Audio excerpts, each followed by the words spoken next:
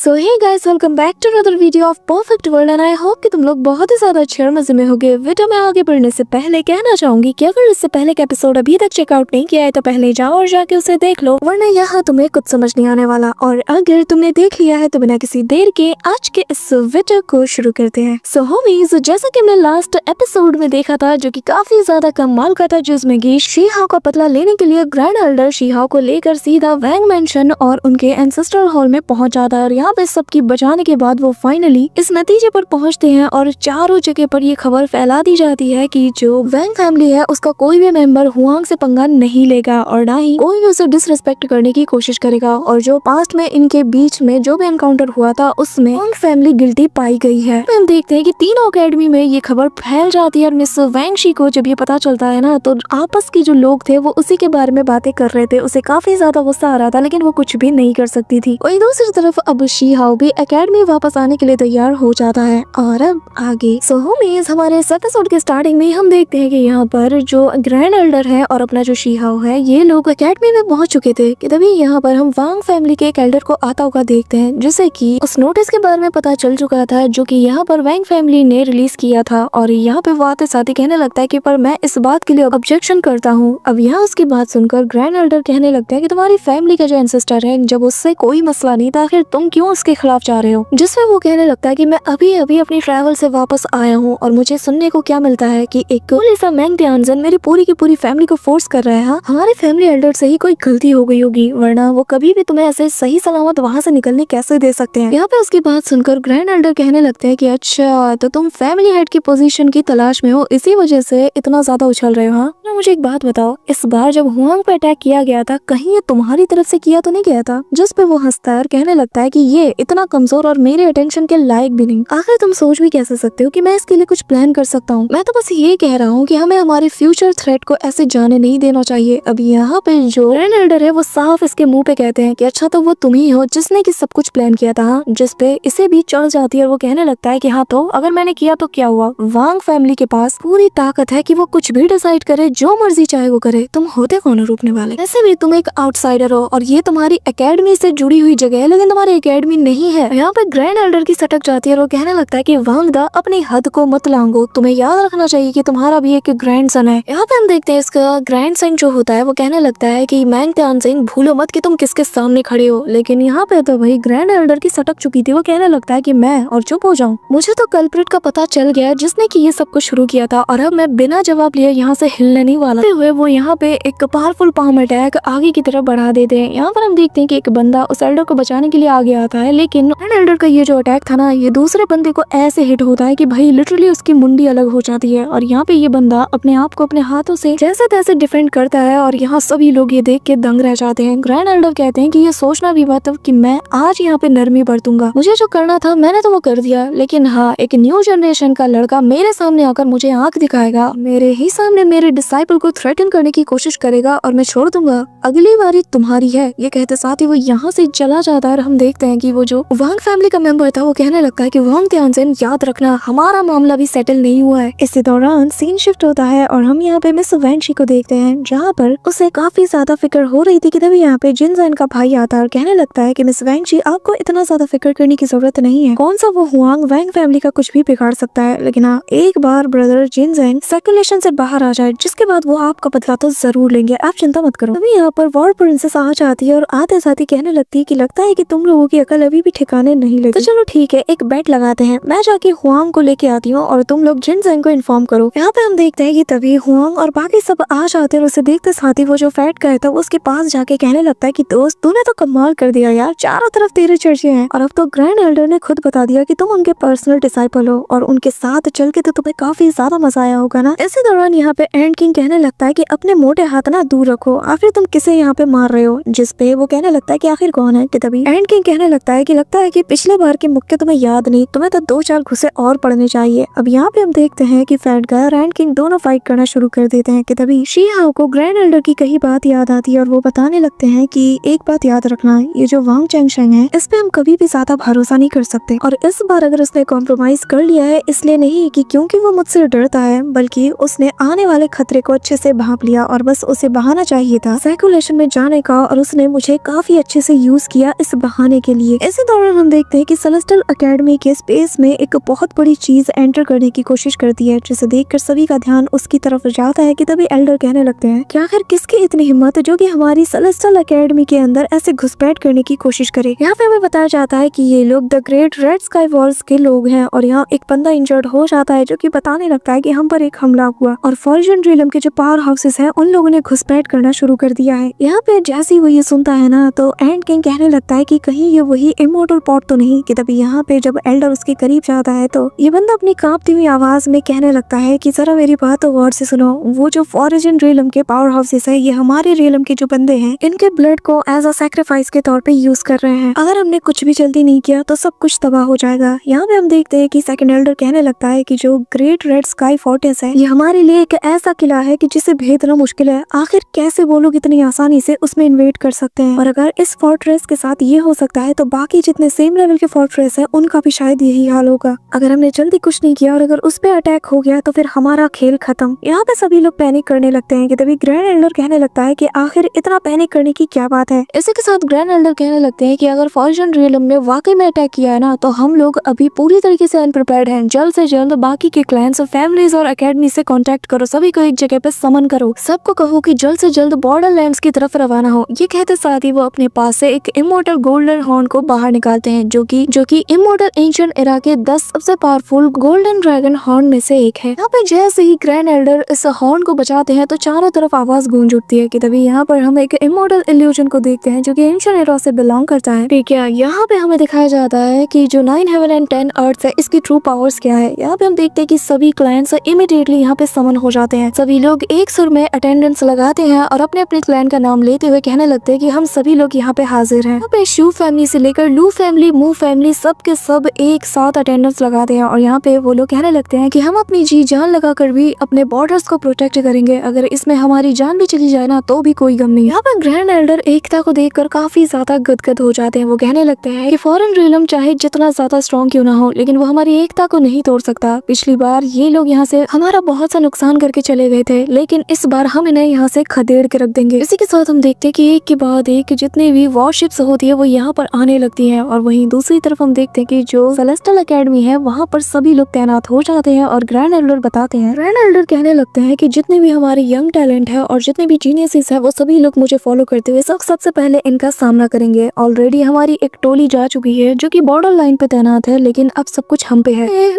यहाँ पे शीहाओ आगे आता है और कहने लगता है कि ग्रैंड एल्डर एक बात बताइए, जो लोग क्लोज डोर कल्टीवेशन में है आखिर उन लोगों के लिए कल्टीवेट करने का क्या फायदा, क्योंकि सबसे काला दिन तो आ चुका है। यहाँ हम लोग रुक के क्या करेंगे, हमें भी तो आगे जाके फाइट करना चाहिए। कि तभी हम देखते हैं कि यहाँ पर वाइन फैमिली के साथ साथ बाकी ग्रेट फैमिलीज के मेंबर्स आ जाते हैं और उनमें से एक कहने लगता है कि बच्चे चुप हो जाओ, तुम लोगों को नहीं पता लेकिन तुम हमारे 9 हेवन एंड 10 अर्थ का फ्यूचर हो, इसलिए हमें हर हाल में तुम्हें प्रोटेक्ट करना ही होगा। यहाँ पे ग्रैंड एल्डर भी आगे आते हैं और कहने लगते हैं कि इसने बिल्कुल सही कहा, तुमने क्या हमें कमजोर समझ रखा है। वैसे भी इतिहास गवाह रहा है कि हम जैसे लोगों को बचाने के लिए हमारे जो एल्डर्स थे, हमारे जो सीनियर्स थे, उन लोगों ने अपनी जान की बाजी लगा दी और आज हमारी बारी है कि हम हमारे जूनियर्स को शील्ड करें। यहाँ पे हम देखते हैं कि बाकी के एल्डर्स भी एक एक करके आ जाते हैं और वो लोग कहने लगते हैं कि ग्रैंड एल्डर ने बिल्कुल सही कहा, हमारी बारी है। अगर उन्हें तुमसे और जितने भी यंग जीनियसेस हैं उनसे टकराना होगा तो सबसे पहले हमारी लाश से उन्हें गुजरना होगा। गाइस, तुमने एक चीज नोटिस की, ये साइड में ये जो बंदा ये तो यूनक्योसी है। अरे वही रेनेगेड इमोर्टल का जो सेकंड इमोर्टल क्लैन का जो थर्ड नहीं आई गेस सेकंड एल्डर है। कपड़े ठीक ठाक पहन लिए पर डिट्टो वही है। कमेंट में बताना कि तुम में से कितने लोगों को भी ये बिल्कुल मेरी तरह यूनक्योसी लग रहा है। यहाँ पे ग्रेट एल्डर सभी से कहने लगते हैं कि जैसा कि हम सभी को पता है कि आज हम लोग यहाँ पे किस लिए इकट्ठा हुए हैं, चाहे जो हो जाए हम जान की बाजी लगा देंगे लेकिन हम हमारे जूनियर्स पे आज तक आने नहीं देंगे। यहाँ पे ग्रैंड एल्डर कहने लगते हैं कि फिलहाल के लिए तुम सभी लोग सेकुलेशन में चले जाओ और वहाँ पे खुद को और ज्यादा ताकतवर बनाने में बिजी रहो। यहाँ पे हम देखते हैं कि जो बाकी के जीनियसेस होते हैं, फिर चाहे वो प्रिंसेस वॉर गॉड हो या फिर बाकी के जीनियसेस, वो सभी लोग रिक्वेस्ट करते हैं कि प्लीज ग्रैंड एल्डर, हम यहाँ पे ऐसे हाथ पे हाथ रख के बैठे नहीं रह सकते, हम वो सारा नजारा देखना चाहते हैं। एटलीस्ट हमें यहाँ से आप लोगों को जाते हुए देखने दीजिए, हम बस देखना चाहते हैं कि आप लोग उस डायरेक्शन में जा रहे हो जहाँ पर वो बैटल होने वाली है। यहाँ पे हम देखते हैं कि शी हाउ भी बिल्कुल सबसे आगे आके खड़ा हो जाता है। उसके साथ ही यहाँ अब तक की एरा के जितने भी जीनियसेस थे, टॉप स्टूडेंट्स थे, सभी कतार में खड़े रहते हैं और ये चीज देख के ना मुझे ऐसे गूज़बम्प्स से आ रहे हैं क्योंकि भाई अगले हफ्ते परफेक्ट वर्ल्ड का स्पेशल एपिसोड जो होने वाला है। हम देखते हैं कि इमॉर्टल एकेडमी का जो एल्डर है वो कहने लगता है कि ठीक है फिर हम तुम्हारे लिए इतना कर सकते हैं, अब तुम अपने एल्डर्स को यहाँ से जाते हुए देखोगे, तुम देखोगे कि कैसे फॉर्जन रियलम की जो वॉर होती है उसके लिए हम कैसे तैयार होते हैं। और हाँ, याद रखना आज के इस नजारे को कि कैसे तुम्हारे एल्डर्स ने तुम्हारे खून को बचाने के लिए बिना कुछ सोचे समझे खुद को सैक्रिफाइस करने निकल पड़े, और जब फ्यूचर में तुम्हें मौका मिले तो हमारा बदला हर हाल में लेना। यहाँ पे हम देखते हैं कि बाकी के एकेडमी के जो एल्डर होते हैं अब ये दोनों एक दूसरे को छेड़ने लगते हैं। तभी यहाँ पर वो आगे आता है और कहने लगता है कि एक बात याद रखना, कोई भी खतरा महसूस हो तो इमीडिएटली फॉर्मेशन को एक्टिवेट करके उन्हें यहाँ से खदेड़ देना। और मेरे बच्चों, उम्मीद करता हूँ कि तुमसे दोबारा मुलाकात जरूर होगी। अब यहाँ पे हम देखते हैं कि ग्रैंड एल्डर अपने फॉर्मेशन को एक्टिवेट करते हैं, जिसके साथ ही अब ये लोग यहाँ से सभी को अलविदा कहते हैं और यहाँ गोल्डन कलर की एनर्जी सीधा आसमानों से जा टकराती है। यहाँ पे हम मूदाओ को देखते हैं जो कि कहने लगता है कि फाइनली वो हिस्टोरिकल वॉर अब शुरू हो ही चुका है। जरा देखो और जरा मुझे देखो, मैं यहाँ पर इसकी साइड में खड़ा हूँ। यहाँ पे हम देखते हैं कि वो शीहाओ को देखे जा रहा था कि तभी बाकी के जो एल्डर्स हैं एक एक करके अपनी वॉरशिप में रवाना होकर यहाँ से निकल जाते हैं। इसी के साथ वो लोग उस बड़े से गेट के जरिए से दूसरे जगह में पहुंच जाते हैं, यानी कि जहाँ पर बैटल होने वाली है। और यहाँ आते साथ ही ग्रैंड एल्डर बताते हैं कि जो प्रीमॉर्टल रियलम है ये काफी सारे रीजन्स में डिवाइडेड है, लेकिन इमॉर्टल एंशिएंट एरा के दौरान ये काफी बुरी तरीके से शटर्ड हो गया और काफी पीसेस में।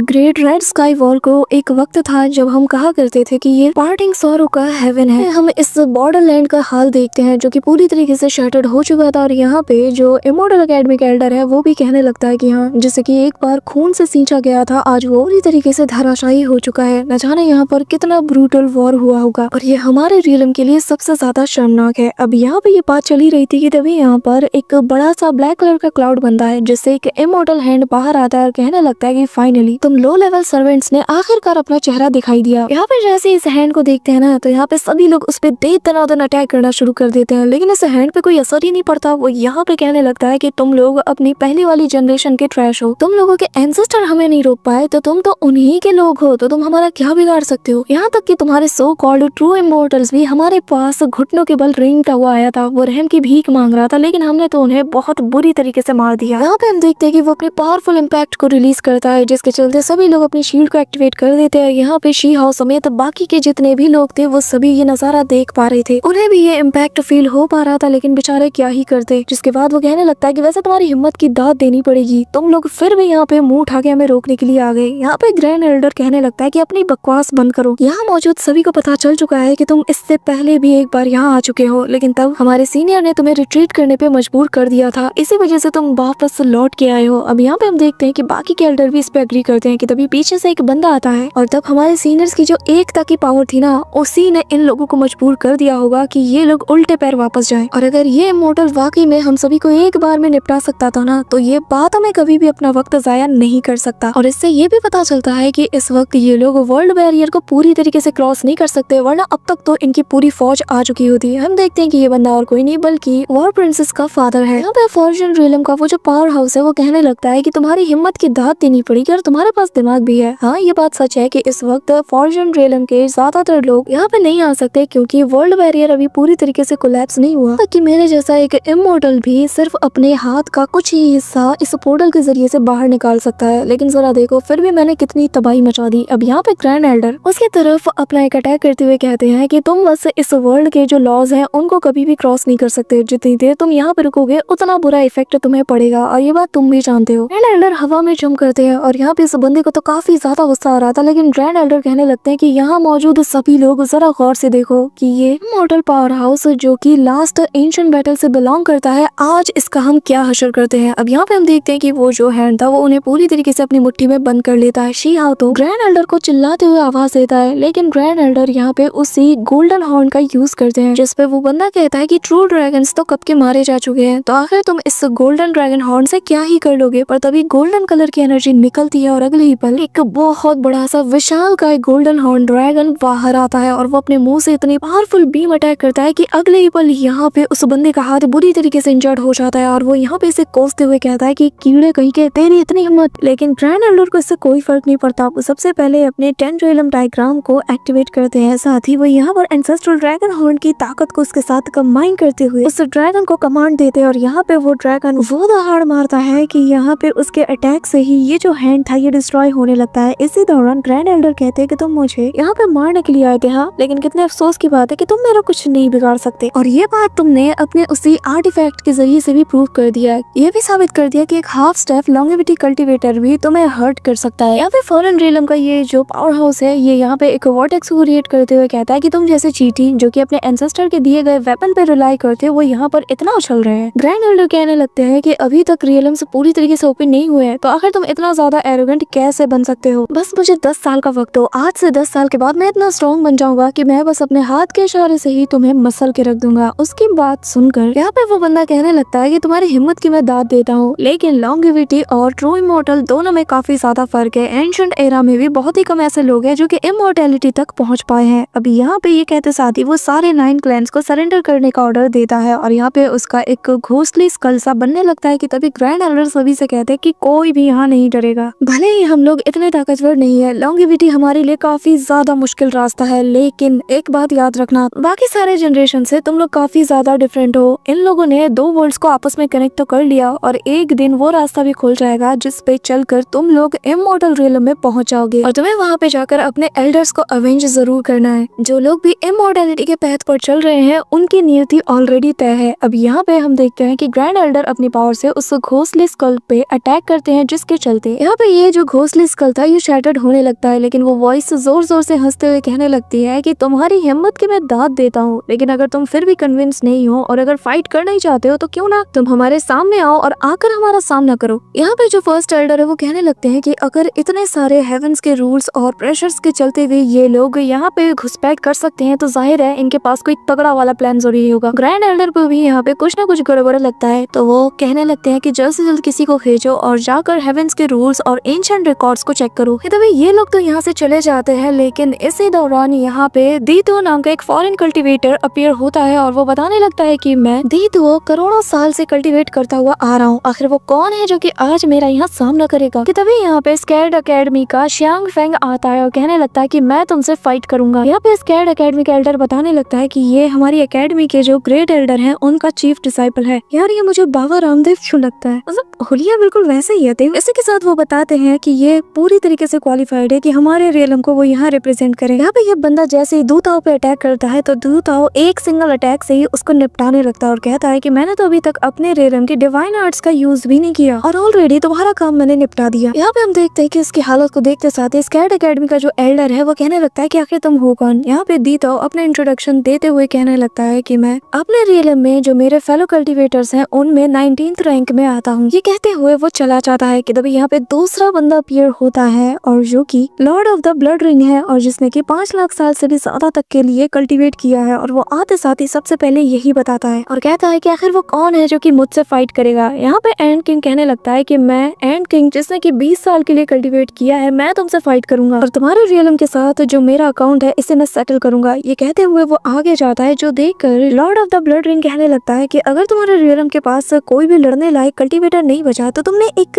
इमेच्योर इंसेक्ट को भेज दिया। कितनी हंसी की बात है। यहाँ पे ये सुनकर एंड किंग कहता है कि तुम इस एंड किंग को हल्के में ले रहे हो, मैंने पूरे 20 साल के लिए कल्टीवेट किया है, ठीक है, नहीं शायद से 18 नहीं या फिर 17, हाँ पक्का मैंने 17 साल तक तो कल्टीवेट किया ही है, ये मुझे अच्छे से याद है। ये सुनकर यहाँ पे बंदा हंसने लगता है। यहाँ पे ग्रैंड एल्डर पकड़ते हैं एंड किंग को और पीछे घसीटते हुए कहने लगता है कि ना मुन्ना तुमसे ना पाएगा। जिसके बाद यहाँ पे 5 लाख साल पुराना कल्टीवेटर एंट्री मारता है जिनका नाम चू शाने है और वो आगे आते साथ ही कहने लगता है कि मैं तुम्हें चैलेंज करता हूँ। यहाँ पे जब बाकी सब उन्हें देखते हैं तो किसी को भी अपनी आंखों पे यकीन नहीं होता। वो हैरानी के साथ कहते हैं कि क्या यही वो लेजेंडरी कल्टीवेटर है जो कि पिछले 5 लाख साल से एग्जिस्ट करते आ रहे हैं, जिनके बारे में कहा जाता है कि अपने हाथ के सिंगल इशारे से ही ये पूरे बैटल का रुख मोड़ देते हैं। द लेजेंडरी कल्टीवेटर चू शाने, यकीन नहीं होता कि वो अभी भी जिंदा है। यहाँ पे हम देखते हैं कि उस लेजेंडरी कल्टीवेटर के मुंह से खून निकल रहा था। तभी स्कैर्ड एकेडमी का एल्डर कहने लगता है कि सीनियर आपकी इंजरीज तो अभी भी हील नहीं हुई, जिससे वो कहने लगता है कि मेरी इंजरीज कितनी ज्यादा गहरी है मुझे इससे फर्क नहीं पड़ता और ना ही आज मेरी इंजरीज मुझे रोक सकती है। मैं देखना चाहता हूँ कि फॉर्च्यून रीलम के कल्टीवेटर्स में कितना दम है। ये कहते हुए वो सीधा उसकी तरफ जंप करते हैं। अपनी टेक्निक्स को ये यूज करना शुरू कर ही रहे थे कि तभी यहाँ पर वो जो बंदा था वो अपने आसपास एक सेफ्टी बॉल को प्रिपेयर कर लेता है, जिसके साथ ही वो यहाँ पर चू शानहे पे अटैक करता है, लेकिन उनका फॉर्मेशन उनकी जान बचा लेता है। और अगले ही पल ये बंदा जैसे उनके सामने जाकर उन्हें मारने वाला था कि तभी उनका जो मिस्टीरियस फॉर्मेशन है वो उसके बीच से एक काफी तगड़ा वाला स्लैश अटैक करता है कि जिससे ये बैरियर तक पूरी तरीके से टूट चुका था और अगले ही पल ये बंदा पूरी तरीके से इंजर्ड हो चुका था। वहीं दूसरी तरफ एल्डर चू शानहे भी जमीन पे जा गिरते हैं, लेकिन सभी लोग उन्हें थाम लेते हैं और वो कहने लगते हैं कि चलो अच्छा हुआ, एट द एंड मैं जीत ही गया। सभी लोग ध्यान से सुनो, ये लोग इनविजिबल नहीं है, तो सभी लोग फ्री होकर स्ट्राइक करो क्योंकि हम इन्हें हरा सकते हैं। ये कहते साथ ही एल्डर यहाँ पे पूरी तरीके से अनकॉन्शियस हो जाते हैं और यहाँ पे सभी लोग ये देखकर काफी ज्यादा उदास थे कि तभी यहाँ पे एक दूसरा बंदा कहने लगता है कि मानना पड़ेगा तुम में दम तो है, लेकिन तुमने बस